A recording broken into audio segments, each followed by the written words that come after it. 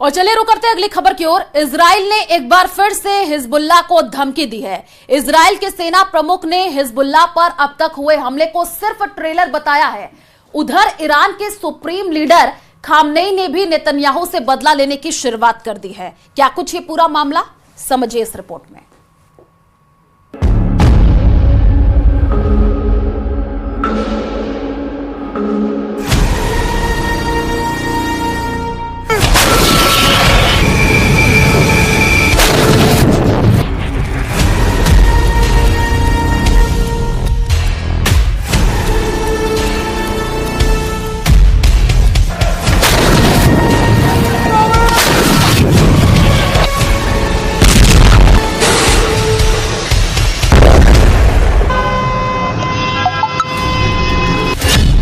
Israel का cyber युद्ध, जल जाएगा सारा लेबनान।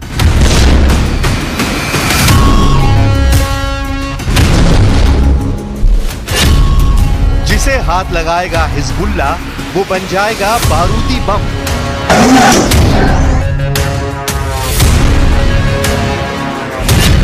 नेतन्याहू की यूनिट 8200 सबसे बड़ा हमला अब होगा।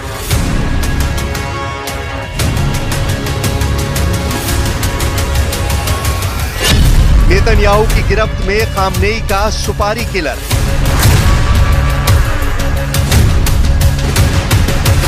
ये युद्ध इजराइल में हमास के नरसंहार से शुरू हुआ था। हमास से इजराइल ने बदला लेना शुरू किया तो बम बारूद के धमाके होने लगे। फिर इसमें ईरान समर्थक हिजबुल्लाह और हूती भी शामिल हो गए।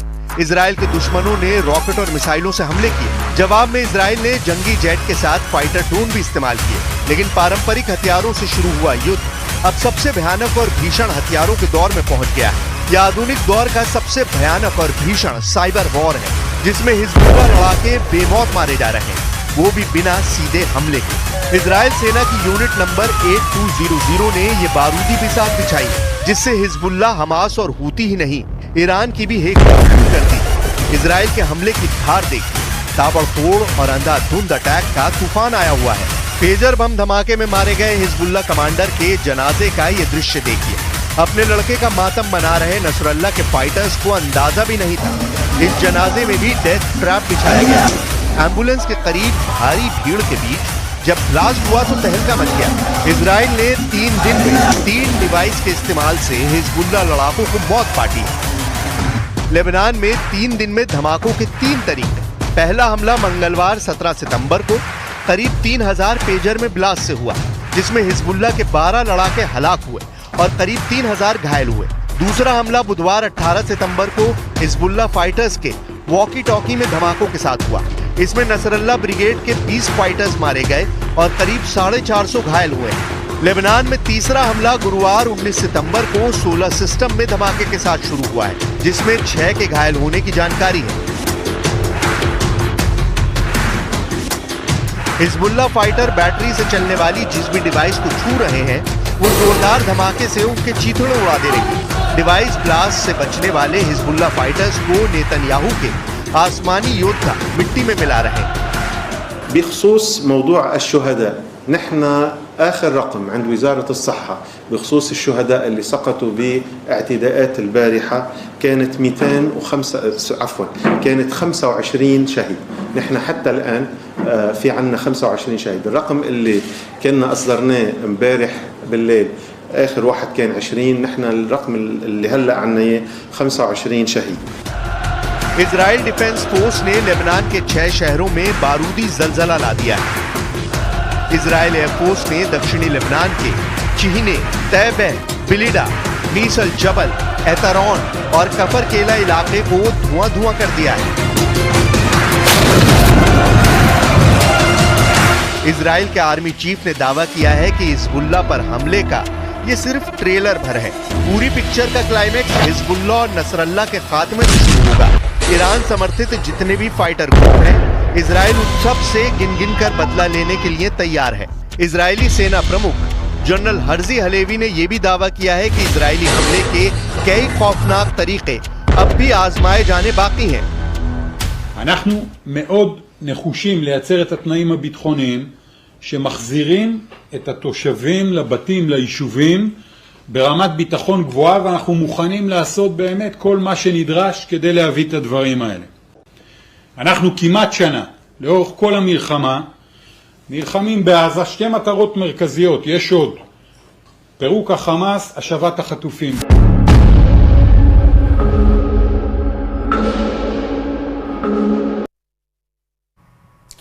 इजराइल ने ठान लिया है कि वो हिजबुल्लाह को जड़ से खत्म करके ही चैन की सांस लेगा और इसके लिए अब उसकी एक खतरनाक यूनिट वॉर जोन में उतर गई है। देखिए रिपोर्ट।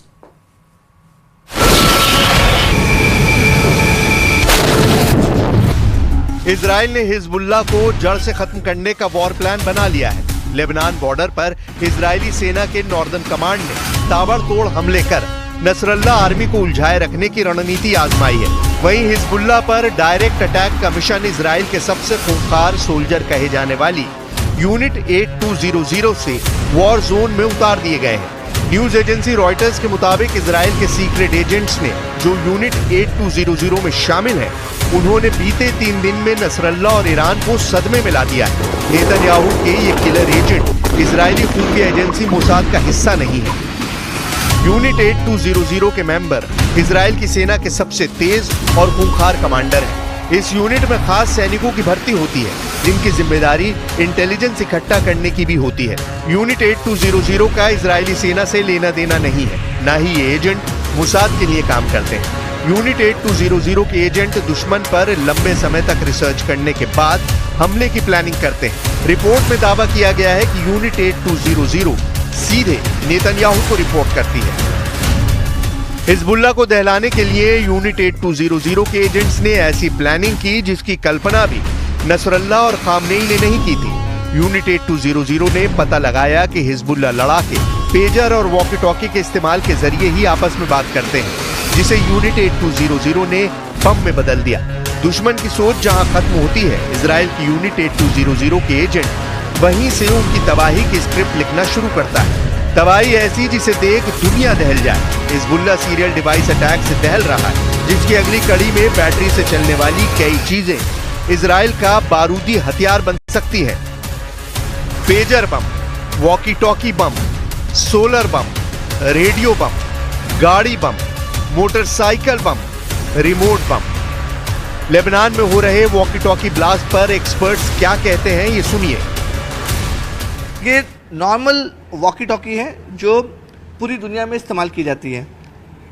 इस वॉकी टॉकी के अंदर जो भी बैटरीज है या फिर जो फ्रीक्वेंसी मैच करने वाली जो मशीन है, वो सब निकाल के इसमें रखी हुई हैं।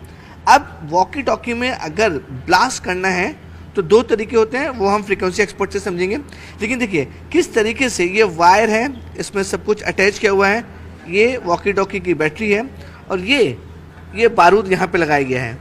अगर ये वॉकी टॉकी को इस्तेमाल कर रहा है तो अगर बारूद के ज़रिए धमाका करना है इस वॉकी टॉकी में, तो इसमें ये बारूद इंस्टॉल किया जाता है और सामने वाला जो वॉकी टॉकी को इस्तेमाल कर रहा है उसे इस बात का बिल्कुल अंदाज़ा नहीं रहता है कि उसके वॉकी टॉकी में बारूद है और किस तरीके से एक डेटोनेटर की तरह से ये बैटरी हीट होती है, आग निकलती है और जो ये बारूद मैंने आपको दिखाया वो किस तरीके से ब्लास्ट होता है। ये सिर्फ हम डेमो के लिए दिखा रहे हैं कि एक छोटा सा बारूद जो दिवाली में हम पटाखा यूज़ करते हैं उसका इस्तेमाल हो रहा है, लेकिन जो लोग एक्सपर्ट होते हैं उसमें अलग तरीके का बारूद डालते हैं ताकि वो एक्सप्लोजिव हो और लोगों की जान चली जाए।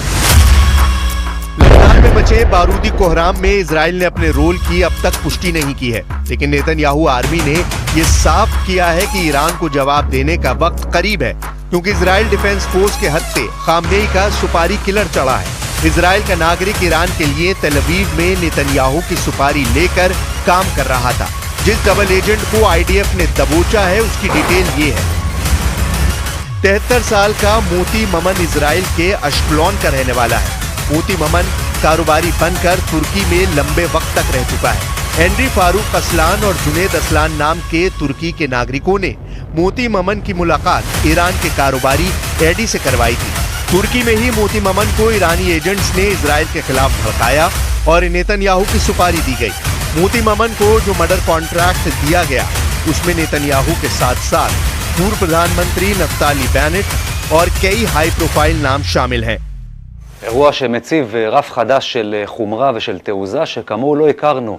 אנחנו מדברים על ישראלי שבזמן מלחמה, בעת הכי קשה של מדינת ישראל, נכנס לתוך איראן, מקיים ישיבה עם גורמי מודיעין איראנים, והם מציעים לו לא פחות מלחסל גורמים בכירים במדינת ישראל, את ראש הממשלה בנימין נתניהו, את ראש הממשלה לשעבר נפתלי בנט, את ראש השב"כ ובכירים נוספים, והכל תמורת סכומי כסף גבוהים, פעילות נחושה ומהירה. ईरान इस्माइल हानिया की मौत का बदला लेना चाहता है। ईरान के सुप्रीम लीडर अली खामनेई ने ये ओपन ऐलान किया है कि हमास के पूर्व चीफ के हथियारों को नहीं बख्शा जाएगा। लेकिन ईरान अब तक इजराइल को कोई नुकसान नहीं पहुंचा पाया है। वहीं हमास इजराइल से अब तक युद्ध में मिली मार का हिसाब चुकाना चाहता है, जबकि उसकी भी जमकर पिटाई जारी है। उधर हिजबुल्लाह हमास के लिए युद्ध में उतरा, लेकिन अब उसके सफाए का खतरा मंडरा रहा है। इजराइल अकेले सभी दुश्मनों पर भारी पड़ रहा है। 4 फ्रंट पर नेतन्याहू दुश्मनों को दहला रहे हैं, लेकिन डिवाइस ब्लास्ट भर से ईरान को हरा पाना मुमकिन नहीं। ईरान की साइबर आर्मी भी बेहद ताकतवर मानी जाती है। ईरान ने अब तक साइबर अटैक शुरू नहीं किए हैं। ईरान समर्थित खूंखार फाइटर्स ने साइबर युद्ध शुरू किया तो इजराइल का बचना मुश्किल है। सुपर पावर अमेरिका के युद्ध में आने की यही एक मजबूरी भी होगी।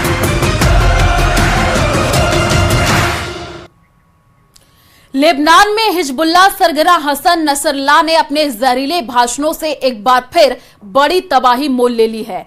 पेजर और वॉकी टॉकी धमाके के बाद जब नसरल्लाह पहली बार टीवी पर बोलने आए, तभी इजराइल ने जंगी जेट से बम बरसाना शुरू कर दिया। लेबनान के कई इलाकों में इजराइल के जंगी जेट उड़ान भर रहे हैं। तो क्या अब हिजबुल्लाह 72 मिलिशिया ग्रुप के साथ मिलकर नेतन्याहू से युद्ध शुरू करने जा रहा है? देखिए स्पेशल रिपोर्ट।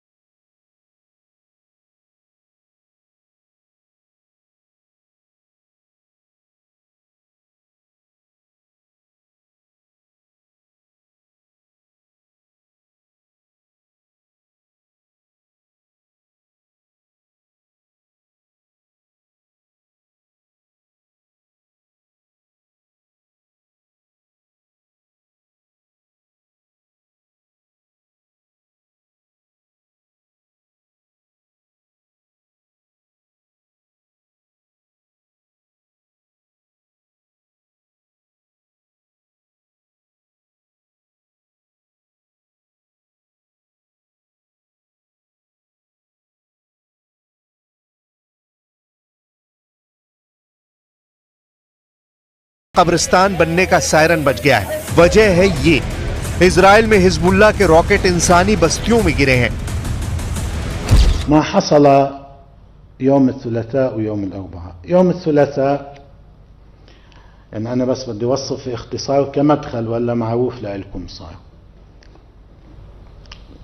تم استهداف من قبل العدو الإسرائيلي، تم استهداف آلاف أجهزة البيجر وتم تفجيرها في वक्त वाहिद। इजराइल में नेतन्याहू के आलोचक दावा कर रहे हैं कि इस युद्ध में सबसे बड़ा नुकसान इजराइल का ही होगा, क्योंकि हिजबुल्लाह की मिलिट्री विंग खामनेई के बिछाए बारूदी दलदल में नेतन्याहू को तेजी से खींच रही है।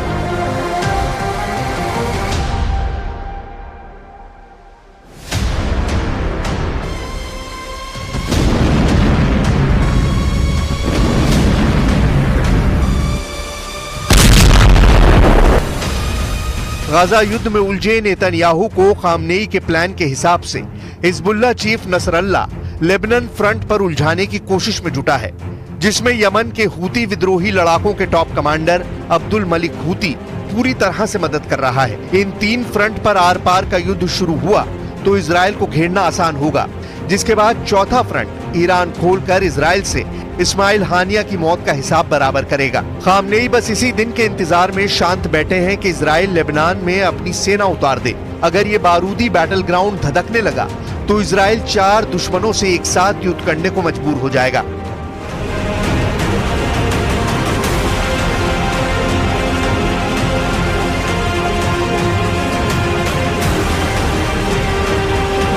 हिजबुल्लाह ने रॉकेट फोर्स के साथ फाइटर ड्रोन भी जुटा लिए हैं।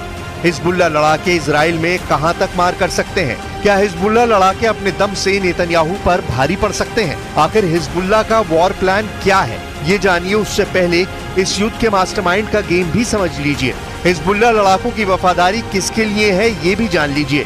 हिजबुल्लाह ईरान समर्थित लड़ाका गुट है, लेकिन ये समर्थन सिर्फ हथियार और फंडिंग तक सीमित नहीं है। ईरान के सुप्रीम लीडर अली खामनेई ही अघोषित तौर पर इन शिया मुस्लिम फाइटर्स के टॉप कमांडर भी हैं। على أسلحة جديدة